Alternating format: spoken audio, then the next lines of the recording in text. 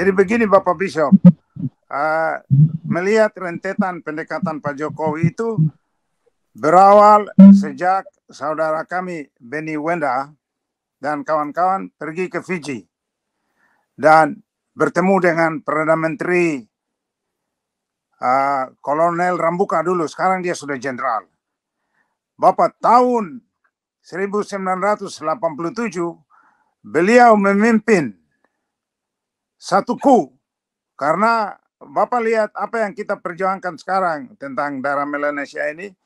Inggris membawa begitu banyak orang India untuk bekerja di perkebunan tebu.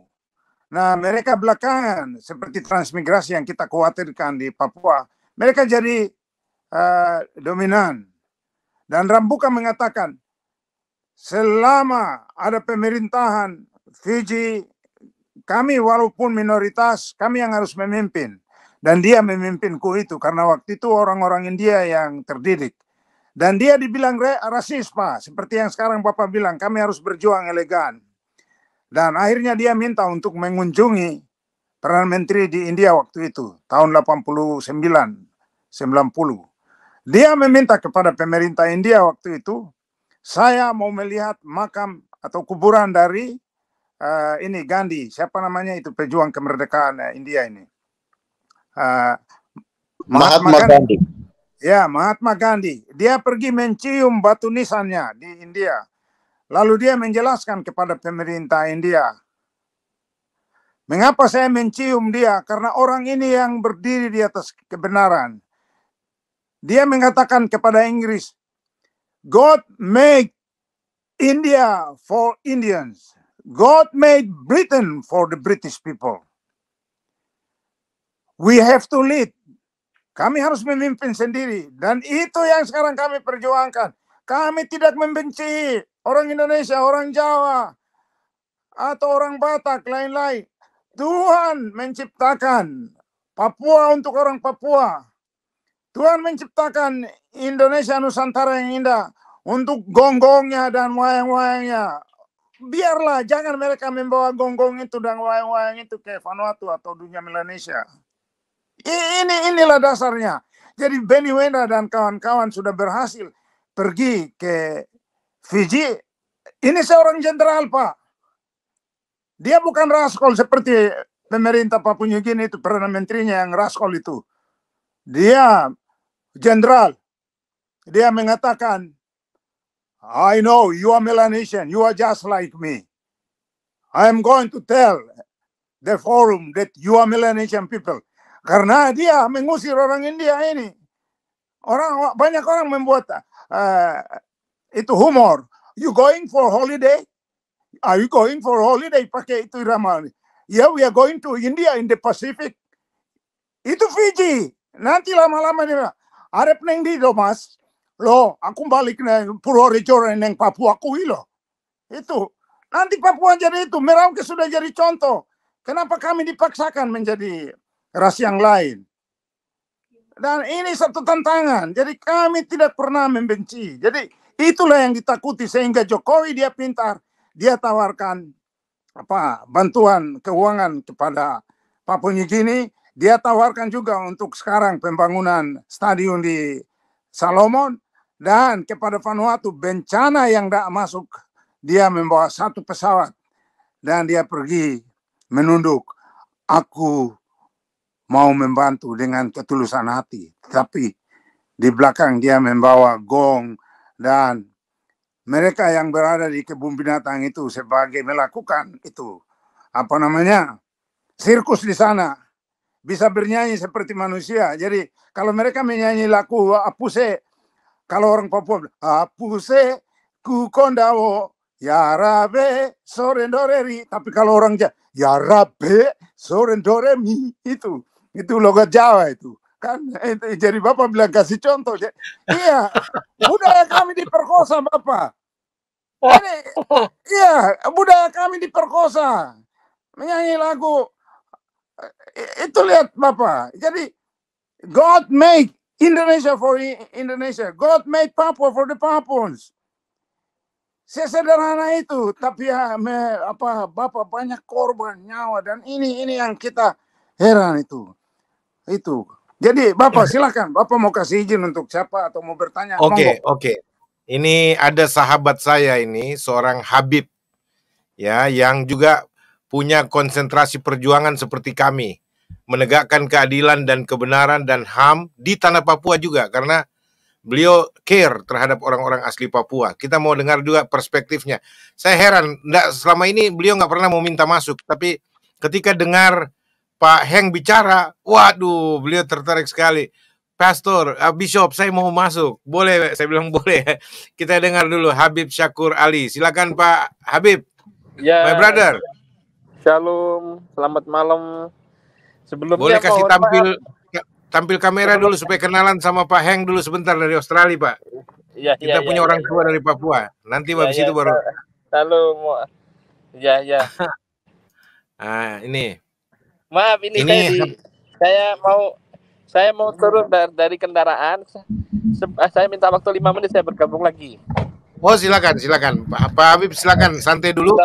Biar nanti kita ngobrol-ngobrol di sini. Silakan. Oke. Ada Pak Bram Goram. Selamat malam Pak Bram Goram. Ada juga Pak Albert Toboika. Selamat malam Pak Albert. Shalom.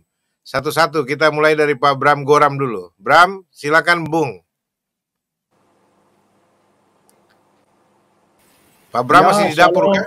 Oh, shalom. Selamat malam Pak Bishop. Hormat diberi. Ya. Hormat. Selamat malam Bung Jeffrey, Bapak Heng Rumbewas. Hormat Bapak. Selama ini saya dengar Bapak punya nama saja, tapi saya baru lihat Bapak punya wajah langsung di dalam ini. Terima kasih, puji Tuhan. Ya, Bung Albert, hormat diberi. Dan kita semua yang saat ini sementara mengikuti Paradoks Papua. Ya, terima kasih Pak Bishop untuk. Pak Bram, kalau boleh open cam sebentar supaya Bapak Heng bisa lihat dulu sebentar. Kenalan, nanti kalau soal data nanti tutup langsung jadi nggak apa-apa.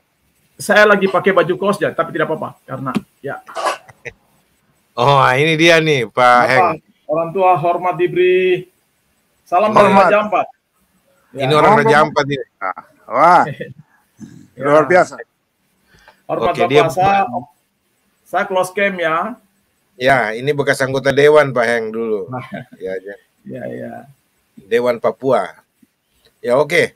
Silakan Pak Bram lanjut. Pak Bishop, ya saya sudah mendengar dari pertama apa yang disampaikan oleh Pak Heng Rumbewas, tetapi juga Ketua OPM yang saya hormati, banggakan Tuan Jeffrey Bomanak. Izin Tuan saya sebutkan namanya. Ya, Pak Bishop, yang saya ingin berkomentar tentang bagaimana polemik dan dinamika Papua 60 tahun di dalam Indonesia. Yang tadi saya ada di chatting, saya ada bilang bahwa sangat sulit sekali dan saatnya memang kita harus merajut masa depan Papua yang berkeadilan untuk memberikan rasa aman dan sejahtera bagi rakyat di Papua, tetapi juga rakyat di Indonesia, karena memang kita sudah susah untuk menyatukan dua unsur masa yang berbeda. Ini suatu 60 tahun sudah Indonesia bagaimana memainkan perannya untuk merajut hati orang Papua untuk menjadi warga negara Indonesia yang sejati.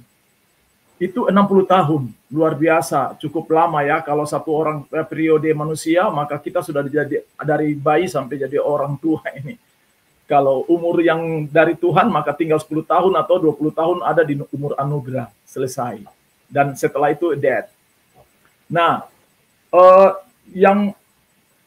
tontonan bagi kita yang saat ini, kita lihat bahwa saya mau katakan bahwa Papua di ujung senja, kejadian yang tadi Pak Heng katakan bahwa Festival Melanesia di Port Vila kemarin tanggal 19 itu, kalau kita melihat delegasi Indonesia, kemudian ada juga Wets Papua di sana, yang semuanya adalah anak-anak asli Papua. yang datang delegasi Indonesia yang tiba di airport Port Vila Port Vila ya. Iya, Port Vila dengan dengan bendera merah putih, tetapi juga ada parade delegasi Papua dengan bintang fajar. Semuanya adalah anak-anak Papua. Aduh, ngeri-ngeri sedap begitu ya. Saya bilang ini ngeri-ngeri sedap, Bung Jeffrey. Kita lihat ketika parade ditontonkan ya, kita kan dikirim ya video-video maupun gambar-gambar dari Port Vila ke kita. Saya menganalisa bahwa wow, bayangkan saja parade itu bintang fajar lebih dari belasan bintang fajar diiringi oleh orang-orang Papua yang berada di perantauan, yang berjuang untuk satu keadilan bagi hak bangsa Papua untuk bernegara dan berpemerintahan sendiri. Sementara negara Indonesia juga mengirimkan delegasi Indonesia yang terdiri dari anak-anak Papua itu juga. Ya, kurang lebih ada belasan orang dengan merah putih. Sehingga kalau saya bilang, wah ini Papua di ujung senja ini. Suatu di ujung senja dan pertemuan antara anak-anak Papua yang mengusung bendera merah putih yang dimainkan oleh pemerintah Indonesia untuk tetap mempertahankan eksistensi negara Indonesia atas Papua dan Papua di dalam Indonesia, dipertemukan dengan orang Papua dengan jati dirinya bintang fajar. Bendera yang ada di belakang Bapak Heng dan Bung Jeffrey. Bayangkan sekali untuk berada di dalam retorika satu wilayah yang namanya West Papua, mantan wilayah kolonial Netherlands New Guinea. Ini sesuatu yang kita dipertontonkan. Nah, saya pikir ini harus di era ini kita sudah harus merajut masa depan Papua yang berkeadilan.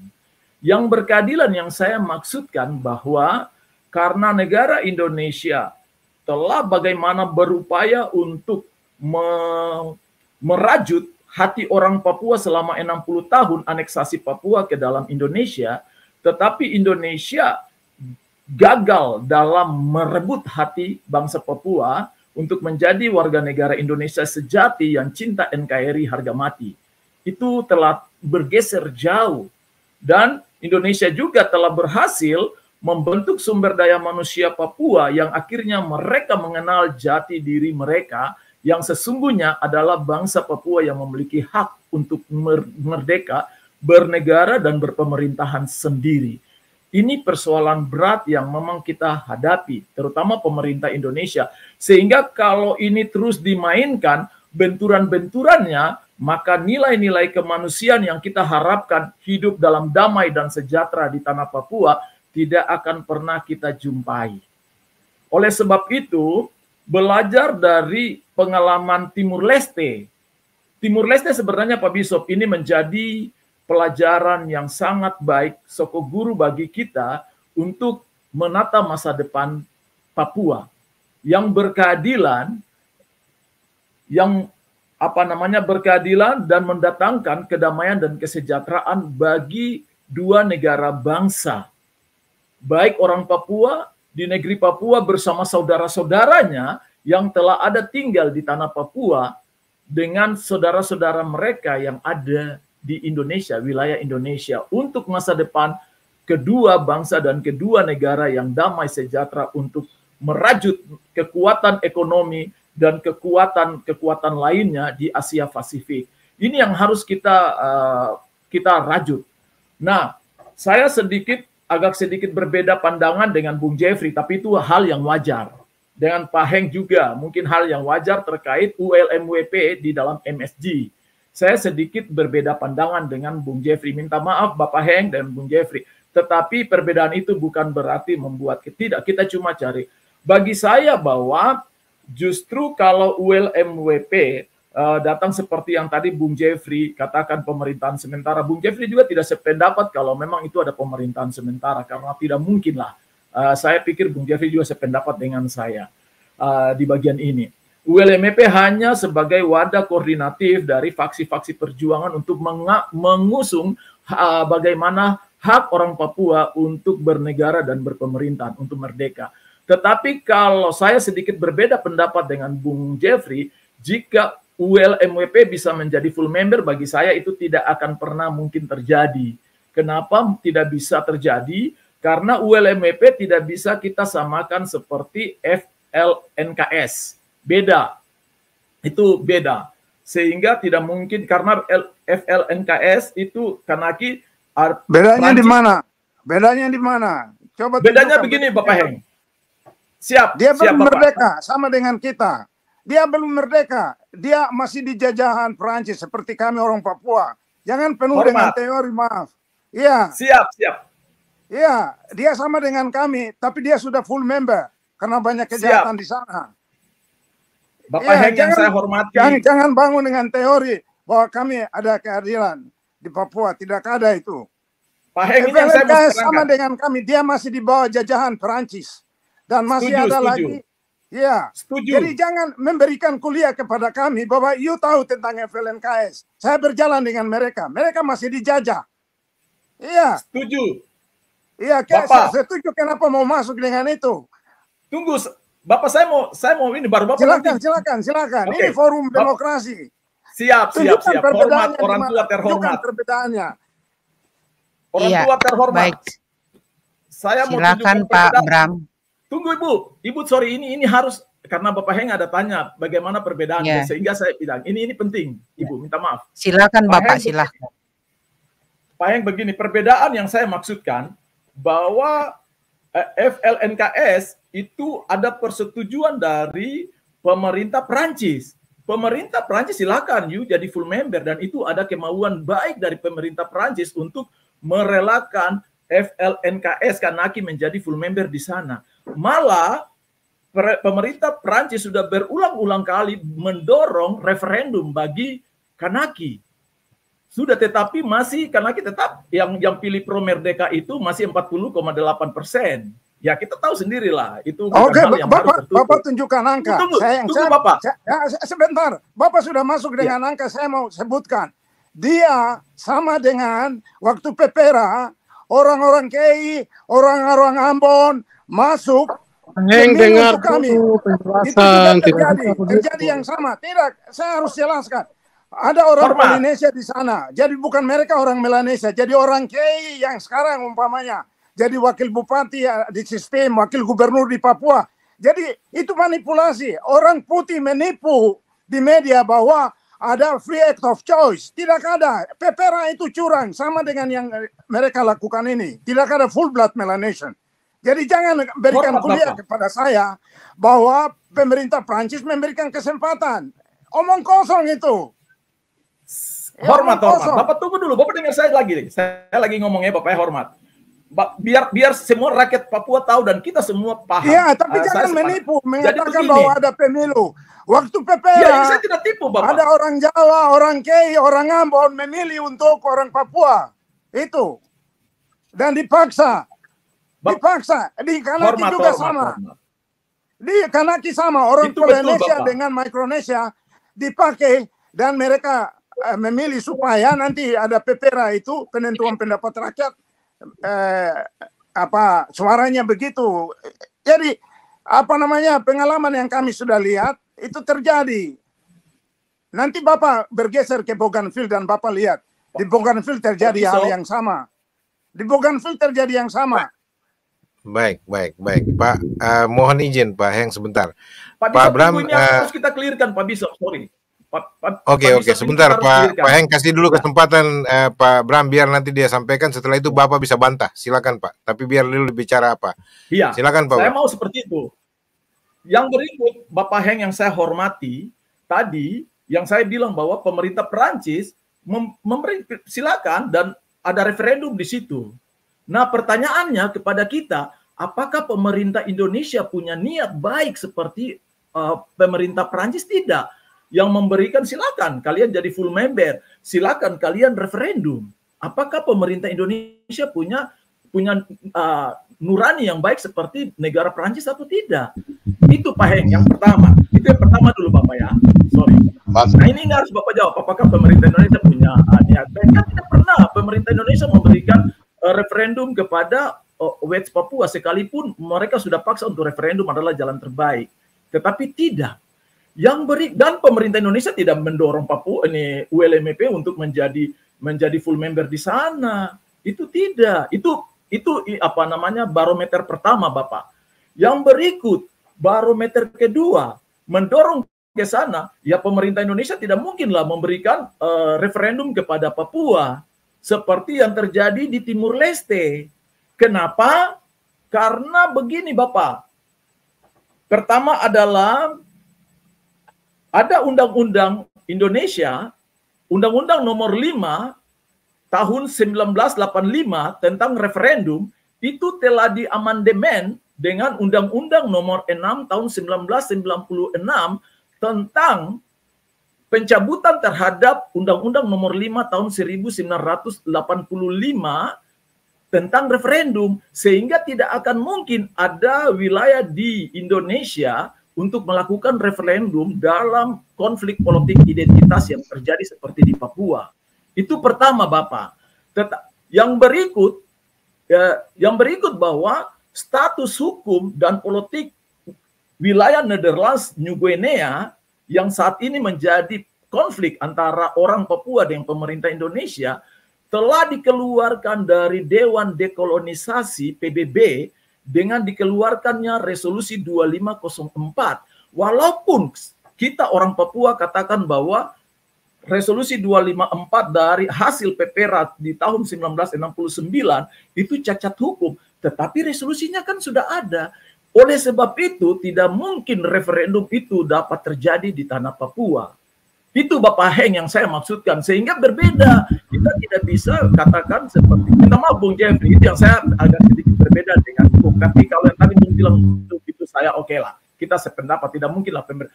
Maka selalu saya katakan, izin Pak Bishop, selalu saya katakan, saya setuju ULMP boleh maju menjadi warga koordinatif, tetapi alangkah eloknya kalau mau mendrive Negara Federal Republik Papua Barat supaya biar posisi legal state organisasi itu sejajar dengan negara-negara di Melanesia. Itu yang penting. Walaupun memang benar-benar Bapak Bishop sebentar ya Bapak Bishop. Walaupun benar Bung Jeffrey dengan Bapak Heng sendiri mendrive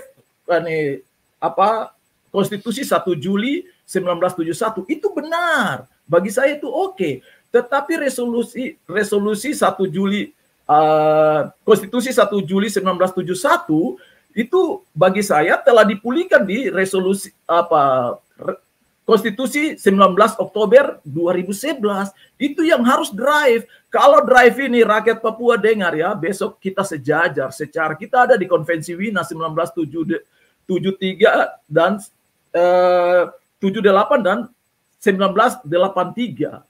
Itu tentang suksesi negara. Selesai, sejajar sama. NFRPB dengan NKRI sama-sama secara de facto memiliki status politik yang sejajar.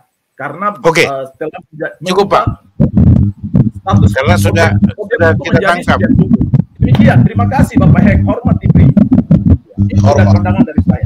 Bung Jeff, hormat. Terima kasih Pak Koran, terima kasih luar biasa.